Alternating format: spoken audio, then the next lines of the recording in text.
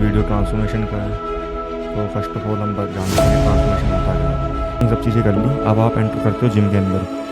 Gym के अंदर enter करने के बाद अब आपके दिमाग में थिंकिंग चलती है कि मैं डाइट क्या लूँ। हाँ, सो हेलो गाइस, ये वीडियो ट्रांसफॉर्मेशन का है। तो फर्स्ट ऑफ ऑल हम जानते हैं कि ट्रांसफॉर्मेशन होता क्या है। So this is your Yashovella. एक बार फिर स्वागत है आपका इस यूट्यूब चैनल पर। ट्रांसफॉर्मेशन बेसिकली होता क्या है, अपनी ओवरऑल फिजिक को चेंज करना, ये एक ट्रांसफॉर्मेशन कहलाता है। लाइक अगर आप ओवरवेट हो और आप लीन मसल में कन्वर्ट कर रहे हो अपनी बॉडी को और एक अच्छी शेप में ला रहे हो, तो वो भी एक ट्रांसफॉर्मेशन है। तो इसे हम ट्रांसफॉर्मेशन कहते हैं। फिजिक को ओवरऑल चेंज करना is known as a transformation. अब बात करते हैं, मैं अपने ट्रांसफॉर्मेशन की बात करूँ। मैं अगर अपने ट्रांसफॉर्मेशन जर्नी की बात करूँ, मेरी शुरुआत हुई थी नवंबर 2022 से। कि मैं गया था अपने कॉलेज दोस्तों के साथ कुछ समय, मतलब अपने कॉलेज दोस्तों के साथ गया था एक बारी। वहाँ से मेरी शुरुआत होती है, कंटिन्यू होती है। और मैं अपनी बात करूँ, मुझे डाउनफॉल्स कहाँ कहाँ है। जब मैंने जिम में एंट्री करी थी, एंट्री करने के बाद लगभग मुझे कम से कम 1-2 महीने तो ये नहीं पता था मैं कर क्या रहा हूँ। मुझे ये भी नहीं पता था कि मैं शुरुआत किस वेट से करनी है, कि 2.5 kg के डंबल से करनी है, 5 kg के डंबल से करनी है, या मुझे 10 kg से डंबल से करनी है। और मेरी आप फ़ोटोज़ देख सकते हो, आप मैं फ़ोटोज़ लगा दूँ वीडियो पे कि मेरी फिज़िक थी कैसी। पहले तो जब मैं एंट्री करी थी जिम में, तो मैं था 56 kg का, मतलब 56 किलो का था मैं। और उससे पहले मैंने 2 साल पहले मैं रनिंग करता था। उसके बाद 2 साल तक मैंने उसके कुछ नहीं किया। 2 साल बाद जब जिम जॉइन करी मैंने, तो मुझे जिम की ज़ीरो नॉलेज थी, है ना, और ना मुझे एक्सरसाइज का पता था। और मैं बात करूँ सप्लीमेंट्स की, आपको मेरी फिज़िक देख कर लग जाएगा कि मैंने सप्लीमेंट्स यूज़ करे होंगे।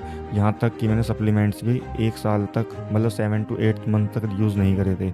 उसके बाद मैंने सप्लीमेंट में अगर बता दूँ मैंने कौन सा यूज़ करा था, मैंने करा था क्रिएटिन यूज़, जो मुझे ओवरऑल मुझे स्ट्रेंथ बढ़ाने में मुझे काफ़ी, कई चीज़ ने मुझे काफ़ी फ़ायदा करा। तो इस वीडियो में यही बताने वाला हूँ, मेरी ट्रांसफॉर्मेशन जर्नी आपने सुन ली।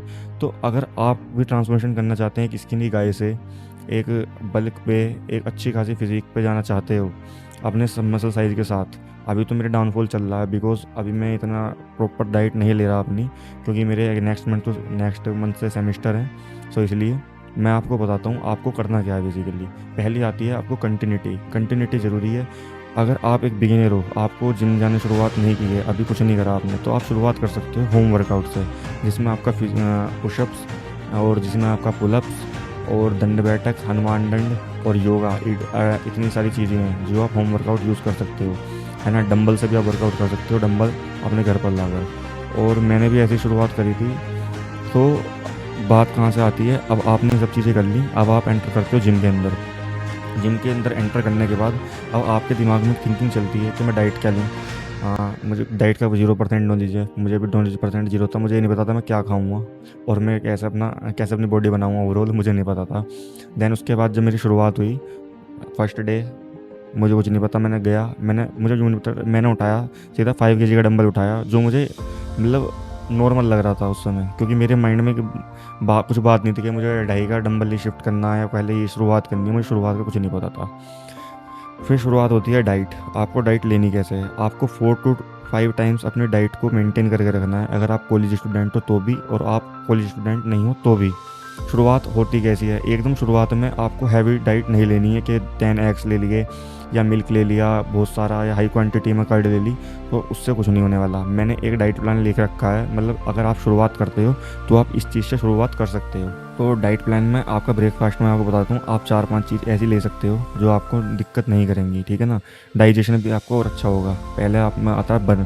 मैंने शुरुआत करी थी दलिए से। दलिए ने मेरे बॉडी पर काफ़ी इफेक्ट डाला। आप इसे सुबह सुबह खाली पेट जब आप ब्रेकफास्ट शुरू करते हो उसमें ले सकते हो। साथ ही साथ इसमें आप 2 बनाना ऐड और कर सकते हो, है ना, ऊपर कट करके डाल सकते हो। अगर आप ये नहीं लोगे तो आप ओट्स भी यूज़ कर सकते हो इसकी जगह।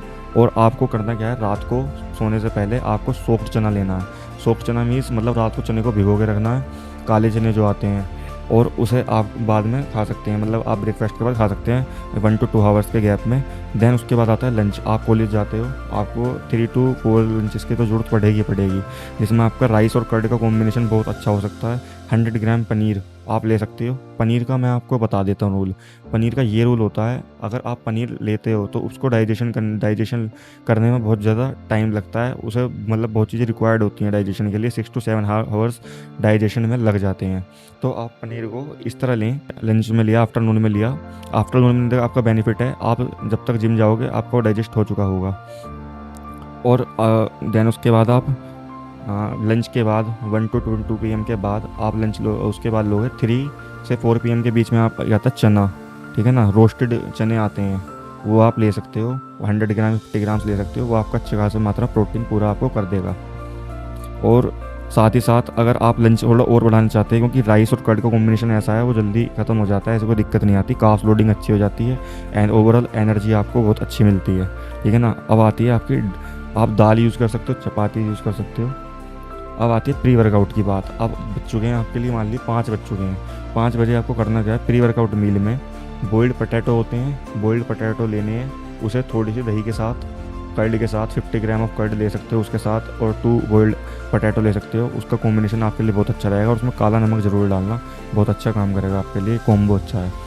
देन उसके बाद जब आप जिम के लिए एंट्री करते हो तो आप कॉफ़ी ले सकते हो, या उससे पहले आप 2 बनाना खा सकते हो, क्योंकि कि जो बनाना होता है वो इंस्टेंट एनर्जी के लिए बहुत अच्छा वर्क करता है, ठीक है ना। आपको एनर्जी एकदम प्रोवाइड कर देता है और डाइजेशन इजीली हो जाता है ना। और पोस्ट वर्कआउट की बात करें हम, अब आपने जिम कर ली, सब में बड़ी बात जो आती है, जिम करने के तुरंत बाद, मतलब एक्सरसाइज करने के तुरंत बाद आपको एक मील ऐसी रखनी है अपनी वर्कआउट करने के बाद कि आप उसे आते ही कंज्यूम कर सको और आपका हाई प्रोटीन डाइट अच्छी खासी हो जाए। मतलब कि आपको 30 to 40 ग्राम वाली मील आपको बनाकर रखनी है अपनी ऑलरेडी, एक्सरसाइज करने के बाद आकर तुरंत खाना है, जिसमें आपका आता है, इसमें आप कर्ड ले सकते हो, और जो पीनट्स आते हैं ना उसे आप देसी घी में भूनकर उसमें मिक्स कर खा सकते हो। 50 ग्राम पीनट्स और 50 ग्राम दही का बहुत अच्छा कॉम्बिनेशन रहता है और बहुत अच्छा पंप मिलता है आपको बाद में। इसके बाद आता है 4 to 5 एग्स आप कंज्यूम कर सकते हो स्टार्टिंग में, देन उसके बाद आप बढ़ा सकते हो। उसके बाद आता है आपका नॉर्मल जो डाइट होती है, नॉर्मल जो खाना बनता है आपका रात में, वो आप खा सकते हो। याद रहे उसमें आप ऑयल जो कंटेंट रहता है वो उसमें कम रहे, ठीक है ना। पनीर भी आप कंज्यूम कर सकते हो दोबारा से अगेन, ठीक है ना।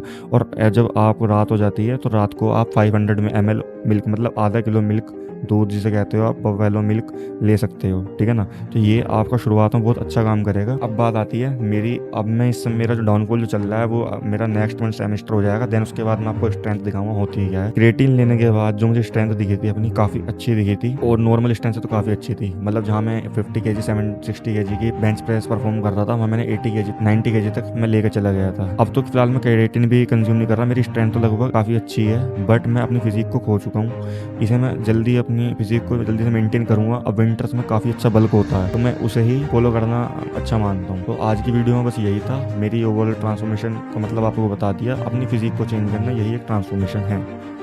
सो ओके, अगर आपको वीडियो अच्छा लगा हो तो सब्सक्राइब करें और सभी को जय श्री राम, और चैनल को सपोर्ट बनाए रखें। Thank you.